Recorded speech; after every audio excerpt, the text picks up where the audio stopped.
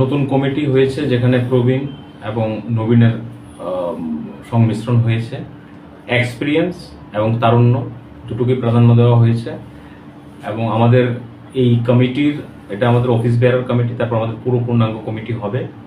মোর্চাদের যারা প্রেসিডেন্ট তাদের নামও ডিক্লেয়ার করা হয়েছে।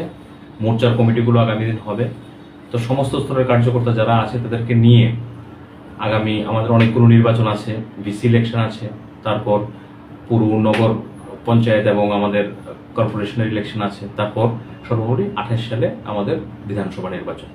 সেদিকে লক্ষ্য রেখেই ভারতীয় জনতা পার্টিকে সাংগঠনিকভাবে শক্তিশালী করার লক্ষ্যে আমাদের অলরেডি কাজ শুরু হয়ে গেছে কমিটি ডিক্লেয়ারের মাধ্যমে এবং প্রত্যেকটা অংশের মানুষকে নিয়ে, পুরনো কার্যকর্তাদের নিয়ে, সমস্ত অংশের মানুষকে, সমস্ত বর্গকে নিয়ে কিভাবে আমাদের ভারতীয় জনতা পার্টির সংগঠনকে আরও বেশি সুদৃঢ়, শক্তিশালী এবং তৃণমূল স্তর পর্যন্ত পৌঁছে দেওয়া যায়, সে লক্ষ্যে আমাদের এই কমিটি ডিক্লেয়ার করা হয়েছে এবং আগামী দিন এই কমিটির নেতৃত্বে আমাদের ভারতীয় জনতা পার্টি অনেক শক্তিশালী এবং মজবুত হবে বলে আমি আশা ব্যক্ত করছি।